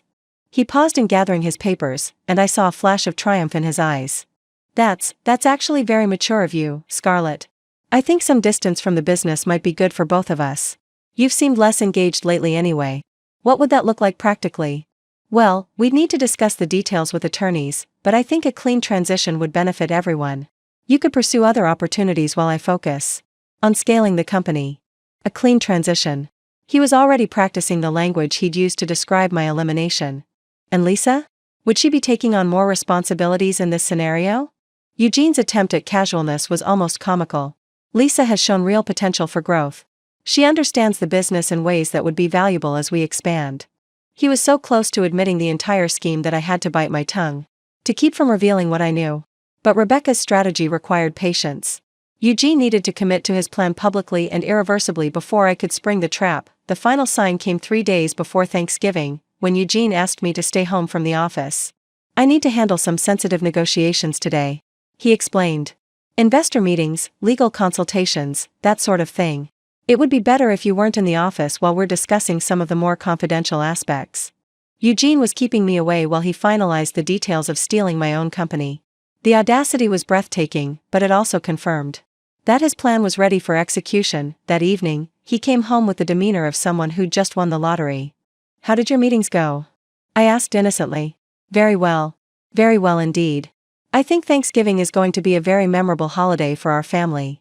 He was right about that, though not in the way he expected. As I watched my husband of 12 years pour himself a celebratory glass of wine, I felt an odd mixture of sadness and anticipation. In 3 days, I would destroy his entire scheme in front of his family while revealing the depth of his betrayal and fraud. Eugene had spent months planning what he believed would be my humiliation and financial ruin. Instead, Thanksgiving dinner was going to be the scene of his complete and total defeat. The man who'd systematically erased me from our company's story was about to discover that the woman he'd dismissed as just the wife who helps out around the office had been writing a very different ending to our tale. You're right to ask. Let me show you part 11 from the script. Thanksgiving morning arrived with the crisp clarity that only Denver's autumn sky can provide. As I prepared our home for what Eugene believed would be his triumph and I knew would be his downfall, I felt an almost supernatural calm descending over me. Eugene was in the kitchen, whistling while he prepared what he'd insisted on calling his famous herb butter, a recipe I'd actually developed 3 years ago but that had somehow become his signature dish in family lore. The irony was so perfect it almost made me smile. "The turkey smells incredible," he said, wrapping his arms around me from behind as I arranged flowers in the dining room. "This is going to be a very special day." "Yes," I replied, thinking of the legal documents hidden in my purse and the allies positioned for the final act. "I think it will be memorable for everyone." At 11:30, Eugene's phone buzzed with a text that made him grin like a teenager who'd just been asked to prom. "Lisa's running a bit late," he announced, though I hadn't asked. "She's picking up some wine to contribute to dinner." Lisa was coming to Thanksgiving dinner. Of course she was. Eugene had grown so confident in his plan that he was bringing his affair partner to our family gathering, probably planning to use her presence as additional evidence of his new direction when he made his announcement. "How thoughtful of her to join us," I said neutrally. Margaret and Robert arrived at noon, followed by Ashton and his latest girlfriend, a marketing executive named Sierra who worked for a competing firm. The initial pleasantries proceeded normally, though I noticed Margaret seemed unusually tense, glancing frequently at Eugene as if waiting for something. "You seem excited today, son," Robert observed as Eugene carved the turkey with theatrical precision. "Business must be going well." "Better than ever, Dad. In fact, I'm planning to share some exciting news with everyone today." Ashton looked up from his plate with interest. "New client? Expansion plans?" "Something like that," Eugene replied, his smile carrying the smugness of someone who believed he held all the cards. "Let's just say there are some significant changes coming that will position the company for unprecedented growth." At 1:15, Lisa arrived wearing a dress that was appropriate for a business dinner but entirely wrong for a family Thanksgiving. She carried herself with the nervous excitement of someone playing a role she'd rehearsed but never performed, offering wine and compliments with just a little too much enthusiasm. "Lisa, how lovely to see you again," Margaret said, her tone suggesting she was following a script she didn't entirely understand. "Eugene mentioned you'd be joining us." "I hope it's not an imposition," Lisa replied, though her presence was clearly planned well in advance. "Eugene thought it would be nice for me to meet the family in a more informal setting." Meet the family? As if she hadn't been Eugene's secretary for over a year. As if this was some kind of normal relationship milestone rather than the unveiling of an affair that had been conducted in our office using our company resources. Dinner conversation was stilted but polite, with Eugene occasionally steering the discussion toward business success and exciting opportunities ahead. Lisa contributed appropriate comments about Thomson Digital Solutions' achievements, speaking with the familiarity of someone who'd been thoroughly briefed on talking points. "It's wonderful how well you understand the business, Lisa," Sierra observed innocently. "Eugene must be an excellent teacher." "Oh, he's taught me so much about strategy and vision," Lisa responded, her hand briefly touching Eugene's arm. "I've learned more in the past year than I ever thought possible." I caught Margaret's sharp glance at the casual intimacy of the gesture. Whatever Eugene had told his mother about his plans, he clearly hadn't mentioned the affair. As we cleared the main course, Eugene's energy became almost electric. He kept checking his watch and exchanging meaningful looks with Lisa, like actors preparing for their big scene. "Before we move to dessert," Eugene announced, standing and reaching for his wine glass, "I have something important to share with all of you." The table went quiet. Margaret clasped her hands together as if preparing for impact. Robert set down his fork with the deliberate attention of someone expecting significant news. Ashton leaned back in his chair, eyebrows raised with curiosity. Lisa's face glowed with anticipation, her posture suggesting she knew exactly what was coming and had been looking forward to this moment for months. I remained seated, my own wine glass steady in my hand, watching my husband of 12 years prepare to publicly humiliate me in front of his family while announcing his intention to steal everything we'd built together. "This family has always been my foundation," Eugene began, his voice taking on the practiced cadence of someone who'd rehearsed this speech. "Your support and guidance have made everything I've accomplished possible." He gestured toward our dining room, our home, the life we'd built together. "Thomson Digital Solutions has grown beyond my wildest dreams. We've created something truly Special, something that's positioned for incredible expansion and success. Eugene paused for effect, his eyes finding Lisa's face before continuing. But success requires making difficult decisions. It requires having the courage to embrace change, even when that change affects the people we care about most. Margaret's face had gone pale. Robert was frowning, clearly sensing that this announcement wasn't going in the direction he'd expected. The truth is, Eugene continued, his voice gaining strength, Scarlett and I have grown apart. We want different things, have different visions for the future. It's become clear that our marriage and our business partnership are holding both of us back from reaching our full potential. He turned to look directly at me, his expression mixing what he probably thought was compassion with unmistakable triumph. I'm leaving Scarlett for someone who actually appreciates what I've built. Someone who understands the vision and dedication it takes to run a successful company. Eugene's arm slid around Lisa's shoulders as she stood to join him, her smile radiant with the confidence of someone who believed she'd just won the lottery. Lisa has been instrumental in our recent growth. She understands the business in ways that Scarlett never could. Together, we're going to take Thomson Digital Solutions to heights that wouldn't be possible under the current limitations. The silence that followed was deafening. Margaret's hands flew to her throat. Robert's face flushed red with anger or embarrassment. Ashton stared open-mouthed between his brother and the young woman now pressed against Eugene's side. Lisa squeezed Eugene's hand. Her engagement ring, my engagement ring, I realized with a start, catching the light from our dining room chandelier. I know this is difficult to understand, Eugene continued, but Lisa appreciates what I've accomplished. She doesn't just coast along, taking credit for my success. Taking credit for his success. The phrase hung in the air like a challenge. Eugene looked around the table at his family's shocked faces, then back at me with an expression that mixed pity with barely contained satisfaction. I hope you can all be supportive during this transition. Lisa deserves better than being married to someone who contributes nothing to my success. He raised his wine glass in a mock toast, Lisa beaming beside him, both of them glowing with the confidence of people who believed they'd just executed a perfect plan. It was time to show them exactly how wrong they were. I stood slowly, smoothing my dress and reaching for my purse with movements that felt almost supernatural in their calm precision. Eugene, I said, my voice carrying across the silent room, before you continue, there's something I think everyone should know. The silence that followed my words was so complete I could hear the grandfather clock ticking in the hallway. Eugene's confident smile faltered slightly, but he recovered quickly, clearly expecting me to make some kind of emotional plea or desperate attempt to save face. Scarlett, he said with patronizing gentleness, I understand this is difficult, but there's really nothing more to discuss. The decisions have been made. I opened my purse and withdrew the manila folder I'd prepared, setting it on the table with deliberate care. The sight of official-looking documents seemed to drain some of the color from Eugene's face. You're absolutely right that there's nothing to discuss, I said, my voice steady and clear. But there are some facts that everyone should understand before we finalize anything. I opened the folder and removed the first document, a copy of the original partnership agreement we'd signed 8 years ago. Eugene, you've been telling everyone that you built Thomson Digital Solutions from nothing. That you're the founder and visionary who created this company through your own hard work and dedication. Lisa's grip on Eugene's hand tightened, sensing that something was going wrong with their carefully planned moment. That's true, Eugene said, but his voice carried less conviction than it had moments before. Is it? I asked, turning to face Margaret, Robert, and Ashton directly. Because according to this incorporation document, Thomson Digital Solutions was established as a subsidiary of Morgan Strategic Holdings. And Morgan Strategic Holdings is owned entirely by me. Margaret blinked in confusion. I don't understand. What does that mean?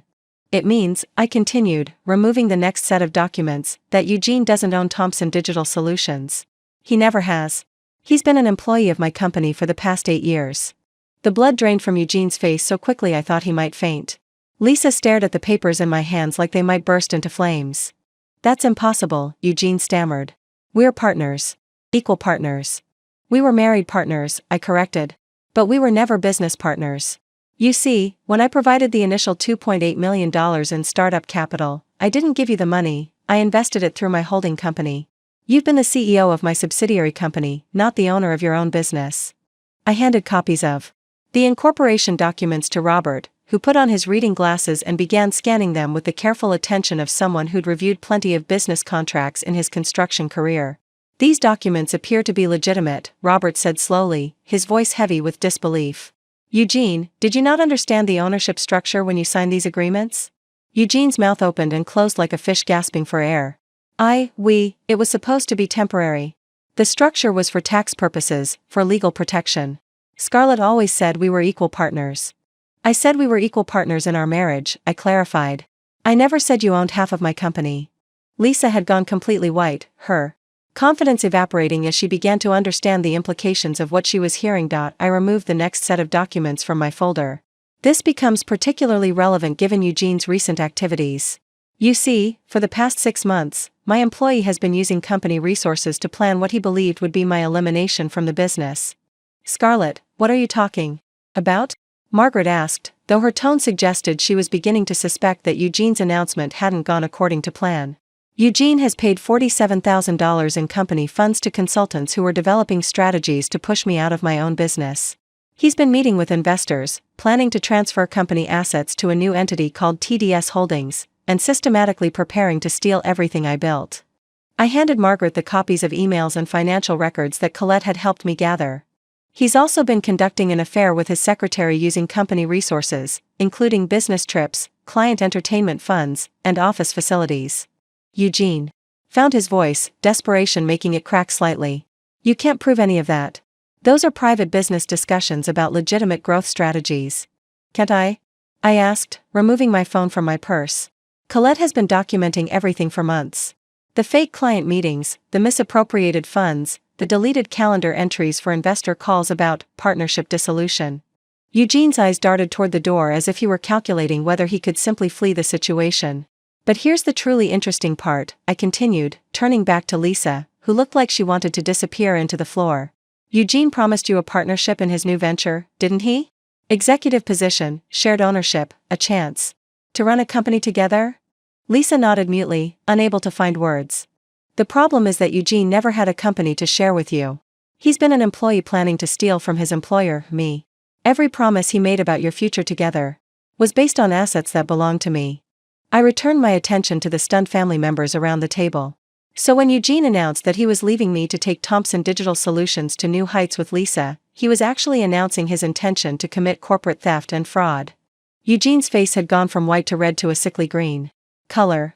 This is ridiculous. You can't just change the fundamental structure of our business relationship because you're upset about our marriage. I'm not changing anything, I replied calmly. I'm simply clarifying what the legal structure has always been. The structure you apparently never bothered to understand despite signing all the paperwork. I removed the final document from my folder, a termination notice that Rebecca had prepared. Which brings me to the practical implications of your announcement today. As of this moment, your employment with Thompson Digital Solutions is terminated. Effective immediately. You can't fire me. Eugene exploded, his composure finally cracking completely. I built that company. I have rights. You have the rights of any employee who has been caught misappropriating company funds and planning corporate theft, I replied. Which is to say, you have the right to clean out your desk under supervision and the right to hire an attorney for the criminal charges you'll be facing. Lisa made a small, strangled sound that might have been a sob. Oh, and Lisa? I turned to address her directly for the first time. Since you're no longer employed by Thompson Digital Solutions either, you should know that the engagement ring you're wearing belongs to me. Eugene purchased it with my company's American Express card, which makes it stolen property. Lisa's hand flew to the ring, her face a mask of horror and humiliation. Eugene stood up so violently that his chair fell backward. This is insane. You can't destroy everything we built together because of personal jealousy. I'm not destroying anything, I said, rising to match his energy but maintaining my calm tone. I'm protecting my business from an employee who was planning to steal it. Everything that gets destroyed here was destroyed by your own choices. I looked around the table at the Thompson family, who were staring at their son and brother with expressions ranging from shock to disgust. Eugene made a very public announcement about leaving me for someone who appreciates his success. I'm simply clarifying that his success was actually my success, his company was actually my company, and his new relationship was funded with my money. Eugene's face was now a dangerous shade of red. You vindictive, careful, I interrupted. Everything you say in front of these witnesses can be used in the criminal proceedings that my attorney will be filing Monday morning. The room fell silent again as the full implications settled over everyone. Eugene's triumphant announcement had become his public confession to fraud, theft, and corporate espionage. Margaret finally found her voice, though it came out as barely a whisper. Eugene, is all of this true? Eugene looked around the table at his family's shocked faces, then at Lisa, who was quietly removing the stolen engagement ring with trembling fingers, and finally at me, the woman he dismissed as just the wife who helps out around the office. For the first time in our 12 years together, Eugene Thompson was completely speechless. The silence stretched for what felt like an eternity before Margaret spoke, her voice barely above a whisper. "Eugene, answer me. Is what Scarlett is saying true?" Eugene's mouth worked soundlessly for several seconds before he found his voice. It's more complicated than she's making it sound. The business structure was always meant to be temporary. For tax purposes. Legal protection. Scarlett's twisting everything to make me look like a criminal. Robert interrupted, his voice heavy with disgust. "Because that's exactly what this looks like, son." Robert was still holding the incorporation documents, studying them with the methodical attention of someone who'd spent 40 years in business. "These papers are crystal clear. Scarlett owns the parent company. You're listed as an employee, not an owner. There's no ambiguity here." Eugene's face cycled through several emotions, panic, anger, desperation, before settling on a kind of wounded indignation that I recognized from every time he'd been caught in a lie over the past several years. "You're all acting like I'm some kind of monster," he said, his voice rising. "I built that company from nothing. I worked 18-hour days, I brought in every major client, I developed the strategies that made us successful. The legal paperwork doesn't reflect the reality of what I contributed." "What you contributed as my employee," I corrected calmly. "For which you were very well compensated. A 6-figure salary, bonuses based on company performance, health insurance, retirement contributions, and the use of company resources for your personal expenses."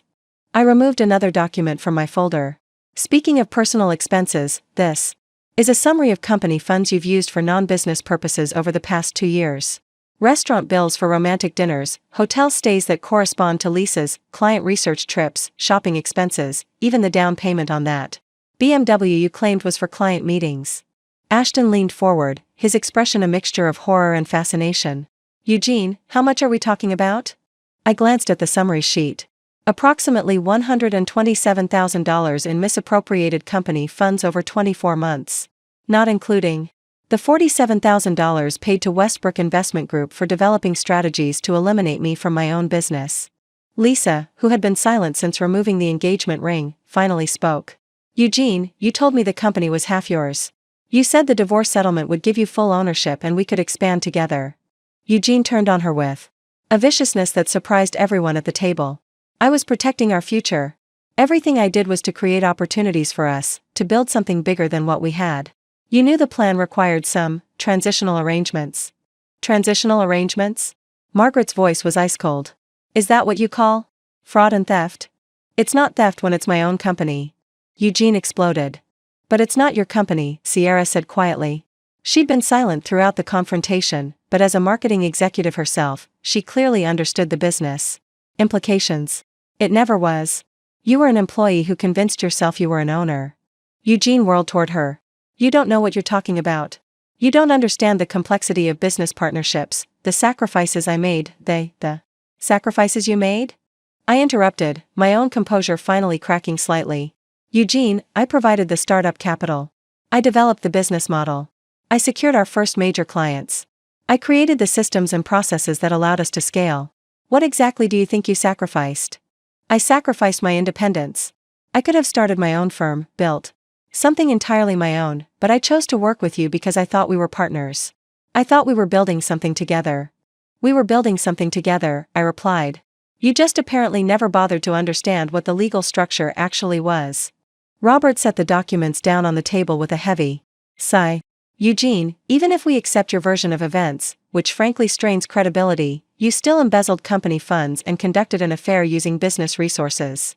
Those are crimes, regardless of who owns the company." Eugene's face was now flushed an alarming shade of red. "This is ridiculous. Scarlett can't just destroy 12 years of marriage and partnership because she's jealous of my relationship with Lisa." "I'm not destroying anything," I said, standing up and beginning to gather my documents. "I'm simply declining to continue subsidizing your betrayal with my money and my business." Lisa finally found her voice, though it came out shaky and uncertain. What happens now? To the company, I mean. To the employees." I looked at her with something approaching pity. "The company will continue operating under proper management. The employees will keep their jobs. Our clients will continue receiving excellent service. The only changes will be in leadership." And us? Lisa asked, gesturing between herself and Eugene.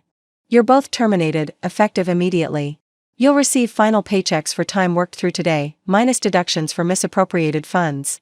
Your company equipment, access cards, and any proprietary information must be returned by Monday morning. Eugene stood up abruptly, his chair scraping loudly against the floor. This is insane. You can't just decide unilaterally to destroy everything we've worked for. I can and I replied calmly. Because it's my company, and you've proven yourself to be an untrustworthy employee who was planning to steal from me. I'll fight this, Eugene said, his voice shaking with rage. I'll sue you for wrongful termination, for defamation, for breach of contract.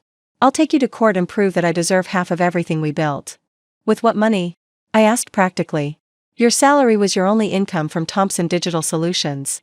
Your personal assets consist of a leased BMW, some furniture, and whatever's in your personal bank account. My attorney fees will exhaust your resources long before you can mount any serious legal challenge.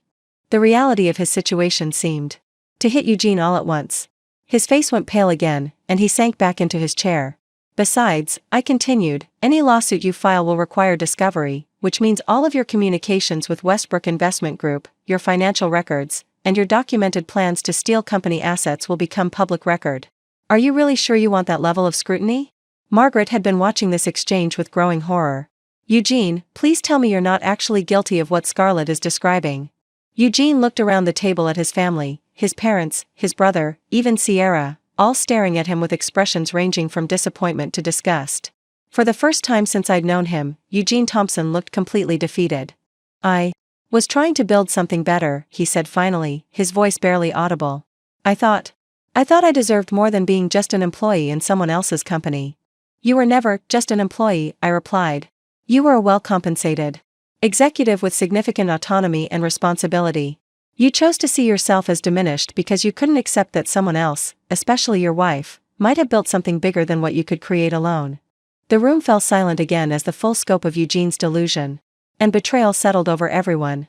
The man who had started the evening expecting triumph and celebration was now exposed as a fraud, a thief, and a fool. The woman he dismissed as just the wife who helps out around the office had systematically dismantled his entire world with nothing more than the truth and a manila folder full of documents. For the first time in years, I felt completely, genuinely free. 6 months later, I stood in the conference room of Thomson Digital Solutions, now officially renamed Morgan Strategic Marketing, addressing our expanded team of 43 employees.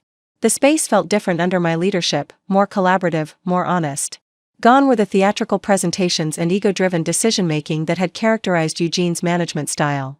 Our Q2 results show a 34% increase in client satisfaction scores and a 28% improvement in employee retention, I announced to the assembled staff. More importantly, we've landed 6 new major clients, including the Anderson Hotel Group and Denver Metro Transit Authority. Justin, now promoted to Chief Technology Officer, raised his hand. How much of that growth do you attribute to the leadership changes?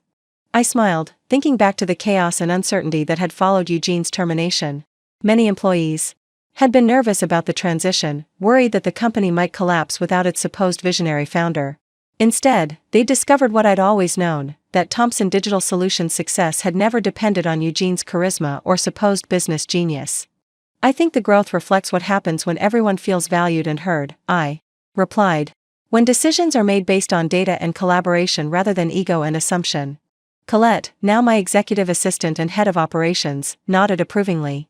She'd been instrumental in the transition, helping to rebuild trust and establish new processes that emphasized transparency and accountability. After the meeting, I returned to my office, the space that had once been Eugene's domain, but now felt genuinely mine. The walls displayed industry awards that actually reflected the team's collective achievements, not just one person's claimed accomplishments. My phone buzzed with a text from Violet. Dinner tonight? I want to hear about the latest updates. The latest updates. There had been many over the past 6 months. Eugene had indeed attempted to file lawsuits, for wrongful termination, for defamation, for what his attorney had creatively termed business relationship fraud. Each case had been dismissed within weeks once the evidence of his embezzlement and planned corporate theft became part of the public record. His legal fees had quickly exhausted his personal savings, exactly as I'd predicted. The criminal charges had been more serious.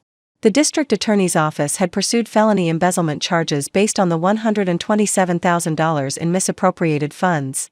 Eugene had eventually pled guilty to a reduced charge and received 18 months of probation, community service, and a requirement to pay full restitution. The plea agreement had also included a provision preventing him from working in any financial or executive capacity for 5 years. Lisa had faced her own consequences. While she hadn't been charged criminally, her involvement in the scheme had made her unemployable in Denver's tight-knit marketing community.